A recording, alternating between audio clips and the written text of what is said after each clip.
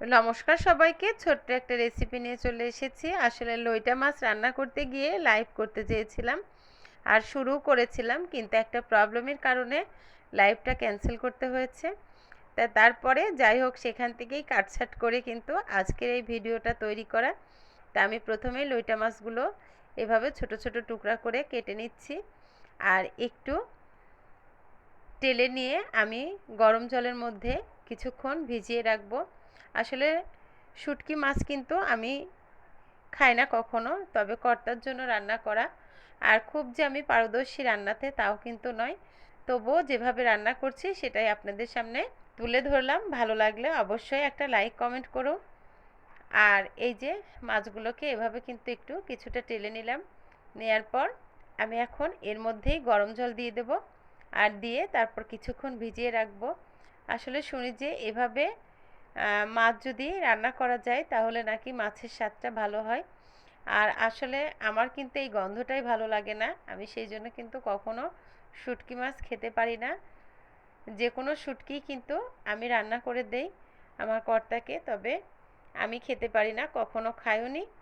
যাই হোক, আমি এখন একটা পাত্রে এই গরম জল সহকারে মাছটা কিছুক্ষণ নামিয়ে রাখবো। তারপরে ওই পাত্রটায় ধুয়ে আমি তেলের মধ্যে জিরে, তেজপাতা, শুকনো লঙ্কা ফোড়নে দিয়ে দিলাম। দিয়ে এখানে দিয়ে দেব রসুন আর কাঁচা লঙ্কা। কিছুটা বেশি নিয়েছি কিন্তু রসুনটা একটু বেশি দিলে শুটকি মাছ নাকি ভালো লাগে খেতে। আর কাঁচা লঙ্কাটাও কিন্তু এখানে একটু বেশি দিয়েছি। তারপরেও কিন্তু আমি এখানে শুকনা ঝাল দেব একটু। তাই এই তো বেশ লাল লাল করে আমি রসুনটাকে ভেজে নিয়ে এর মধ্যে দিয়ে দিলাম একটা বেগুনটাকে কিন্তু আগের থেকেই ধুয়ে পরিষ্কার করে নিয়েছিলাম। আর একটা বেগুনই আমি খুব ছোট ছোট করে কেটে দিয়েছি, যাতে লইটা মাছের সাথে বেগুনটা খুব সুন্দরভাবে মজে যায়। এই তো এখন আমি কিছুক্ষণ নাড়াচাড়া করে বেগুনটাকে ভেজে নেব।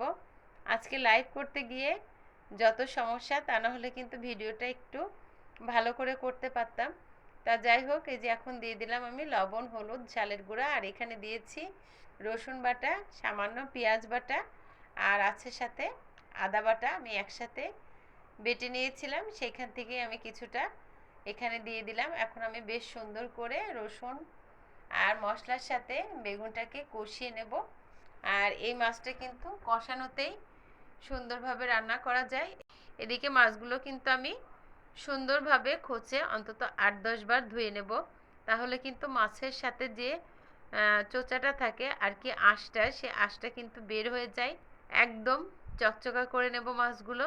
একটা চালনার মধ্যে আমি অলরেডি নিয়েছি ধুয়ে পরিষ্কার করে। তা যাই হোক, এই দেখুন আমার কিন্তু এখানে বেগুনটাও বেশ সুন্দরভাবে কষানো হয়ে গেল। এখন আমি এর মধ্যে মাছগুলো দিয়ে দেব। খুব বেশি মশলা কিন্তু লাগে না, খুব অল্প মশলাতেই খুব সুন্দরভাবে রান্না হয়ে যায়। দেখুন মাছগুলো কত সুন্দর চকচক করছে। আর এভাবেই কিন্তু এই মাছগুলো ধুয়ে নিতে হয়। এখন আমি এই বেগুন আর মশলার সাথে এই মাছটাকেও খুব সুন্দরভাবে কষিয়ে নেব। যারা শুটকি মাছ খায় তারা কিন্তু পারদর্শী শুটকি রান্নাতে, তবে যেহেতু আমি শুটকি মাছ খাই না, তবে সবার রান্না টান্না দেখে যতটুকু শিখেছি আর কর্তার ডিরেকশনে বাকিটুকু। যাই হোক, এভাবে রান্না করেও কিন্তু মাছটা রান্না খারাপ হয়নি, বেশ ভালোই হয়েছে। আমার কর্তা কিন্তু এই মাছটা 2 দিন খেয়েছে। আসলে শুটকি মাছ তো খুব বেশি কিন্তু খাওয়া যায় না, সামান্য অল্প পাতে নিলেই কিন্তু ভাত খাওয়া হয়ে যায়। যারা খায় তারা বলে আর কি, আমি তো খাই না, তবে আমি জানি না বিষয়টা কেমন। তা যাই হোক, এই দেখুন আমার কিন্তু মোটামুটি মাছটা সুন্দরভাবে বেগুনের সাথে মশলার সাথে কষানো হয়ে গেছে। আর আমি এর মধ্যে সামান্য একটু জল দেব যাতে মাছটা খুব সুন্দরভাবে সিদ্ধ হয়ে যায়, আর সেটাও কিন্তু আমি গরম জলই ব্যবহার করছি। এই তো এই জলটুকু সুন্দরভাবে শুকিয়ে গেলে তারপর আমি কিছুটা নাড়াচাড়া করে মাছটাকে নামিয়ে ফেলবো। এই তো এভাবে কিন্তু তৈরি হয়ে গেল আমার লইটা শুটকি। অন্যান্য শুটকিও এর আগে আমি রান্না করে দিয়েছি, সব 12 মিশালি যে শুটকি মাছগুলো পাওয়া যায় সেগুলো। তারপর আর একটা আছে চ্যাপা শুটকি না কি বলে, সেটাও কিন্তু আমি রান্না করে দিয়েছি। এই দেখুন একদম কিন্তু শুকিয়ে নিয়েছি, আর গন্ধ কিন্তু অসম্ভব বের হয়েছে। তা যাই হোক, এখন আমি একটা পাত্রে নামিয়ে নেব। আমার এই ছোট্ট সহজ রেসিপিটা যদি ভালো লেগে থাকে তাহলে অবশ্যই একটা লাইক কমেন্ট করবেন, আর যদি ভালো না লাগে তাহলেও কমেন্ট করে বলবেন।